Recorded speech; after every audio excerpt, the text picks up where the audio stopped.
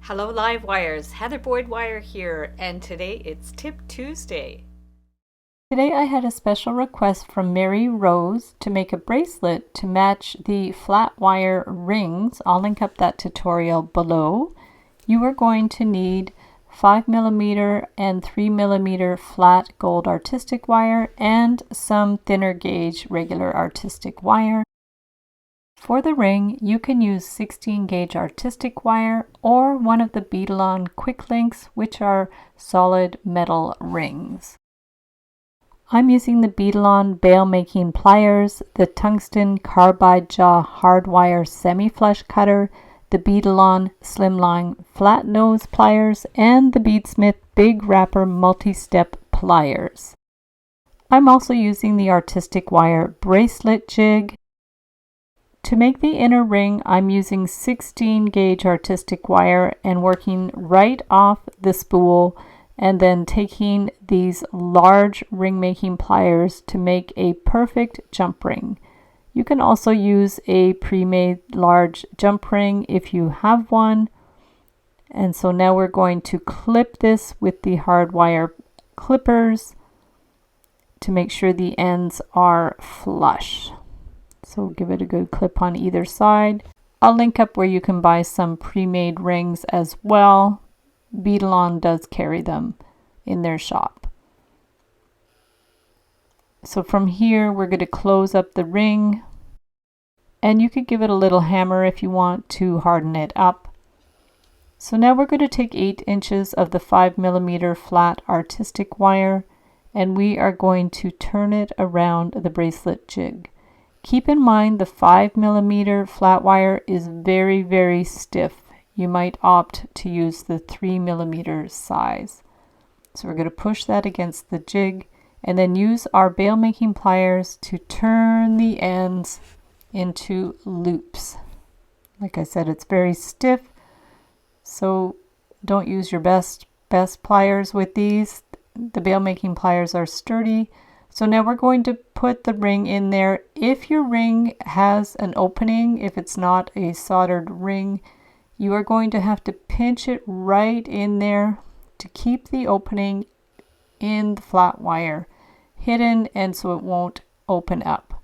So give it a good little pinch with the flat pliers so it's really going to hold in place where the opening of the jump ring is.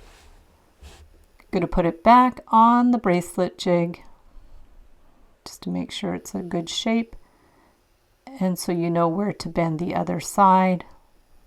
And with the bail making pliers, we're going to curve it back. So just curve it straight back. That will become your hook.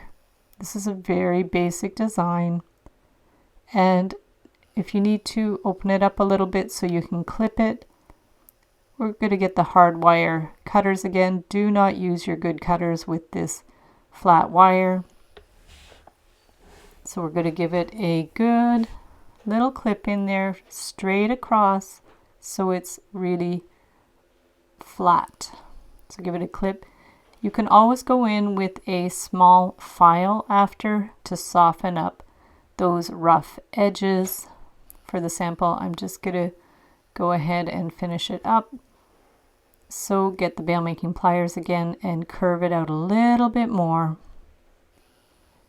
And you'll see this is just a very, very basic bracelet with the ring. And you can just roll it around to make sure it's nice and round. And the 5mm flat wire is quite stiff and will hold its shape. So now we're going to do one with a bead. So I'm going to cut a couple of pieces of the 3mm flat artistic wire, about 3.5 inches. Make sure you cut the ends flush. I'm using the hard wire cutters again. Put it back on the ruler to measure to the same size. So we have those two, and then using the same kind of ring, and we are going to turn the end of the wire. We'll do the same on the other piece. Just take the end with your pliers and turn it back. The bail making pliers are great for this because they're not on an angle. You'll get a nice flat curve. So now we're going to put the ring inside there. Make sure the opening is hidden, and we're going to pinch it in with the flat pliers. So just make sure that little opening is right centered in there. And we want to really pinch it in to hold it in place. If you have a soldered ring, it's going to be much easier, but this is definitely doable. Just make sure it's centered and give it a good little pinch so it won't rotate around. Flat nose pliers are great for this. Just keep pinching it in until the ring doesn't move.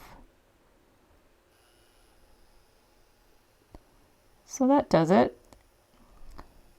And then now on the other side, we are going to hook in the other wire.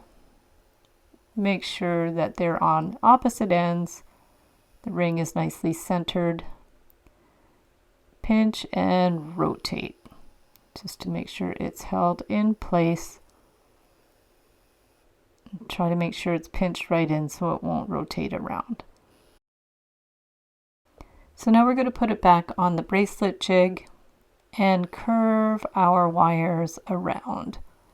You'll see the 3mm flat wire is much easier to work with than the 5mm. So hold it against the jig and bring it right around. Push it in with your thumb and your fingers. Make sure it has a nice curve. And then you can remove it from the jig. From there we are going to turn the ends. Just turn it right around with the bail making pliers. Flip it around and do the other side. Hold the end with the pliers and rotate it around to make a loop. You'll see the bracelet band is wobbling around, but that'll get fixed when we add the bead. We're just going to pinch these in so they're closed loops. So for the bead, I'm going to take about 8 inches of 20 gauge artistic wire and take about 12mm pearl bead. Use what size you want to fit your ring. And you could just go straight across and attach it, but I wanted to fill it out a little bit more with the wire, so I decided to wind the wire around the bead just to fill in a bit of that empty space in the ring. So you can even add multiple beads if you want. I'm just going to do one large one. Bring the wire to either side of the bead so it's ready to go on the bracelet. Just keep turning it around until you like the look of it. So there's our pearl wrapped with wire, and now we are going to center it in the ring, and we are going to take the wire and carefully wind it around the band, holding the band in place as you go and pushing the wire around. Flip it over and do the same thing. Hold it firmly and then take the wire, and we're going to bend it to the other side so it's even. Push it around with your thumb. And you can go around as many times as you want. Probably about 3 or 4 times is good. So just keep winding it around until you're happy with it. And do the same on the other side. So just take that end. Make sure you're pushing it so there's no slack in the wire. And we're going to finish it at the back. You could pinch in the coils a little bit. Make it look as even as you can. And the wires at the back, and then clip them with your flush cutters. You can use your regular flush cutters to clip these wires because it's just a 20 gauge. Or you could even use a thinner wire if you want. So just adjust the coil so it looks even, pinch it in a little bit, so it holds in place. And you'll see it's going to hold the bracelet band in place so it won't be so wobbly. Pinch that in. You can even use your nylon jaw pliers to pinch it in a little more. So there we go. Do the little adjustments that you need. And you can put it back on the mandrel to make sure it's nice and round. So now we're going to make a very simple clasp. This is the 16 gauge wire.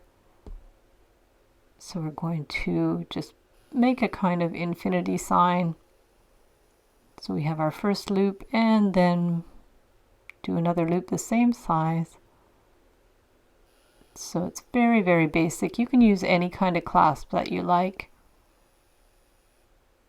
Rotate it so it's even. And then we're going to clip it, and one side is going to have a little bit of an opening in it. So open up the closed side to attach it to one side of the bracelet, hook it on, and then close it so there's no gap. And the other side has a little bit of a gap, so you can just hook it right on the bracelet. Very simple clasp. You could have hammered it before you attached it to make it more strong. See, there's just a little opening there to hook it onto the bracelet. Super easy. So there's the finished bracelet. And if you want to put a flat stone, you can just put a thinner wire like 24 gauge through the stone and pull it tight so there's a wire on one side. It won't flip around. And then you can attach it to your bracelet as we did before. And there's the finished bracelet with the glass disc. So thanks so much for watching the video. Give it a big thumbs up if you liked it. Be sure to subscribe to my channel for lots more wire art and jewelry making videos. And if you'd like to share photos of your wire art and jewelry, be sure to join the Wire Makers Club on Facebook. And if you'd like to check out my work on Etsy, my husband and I specialize in custom wedding cake toppers and funky jewelry. I also have a mailing list, so if you'd like to sign up below, I'll send you my Wire Art Essentials ebook. You can get the templates in my Etsy DIY shop. Be sure to use the coupon code SAVE25 to save 25% when you purchase 5 or more templates, tutorials, or ebooks in my shop. So thanks again for watching, and we'll see you the next time.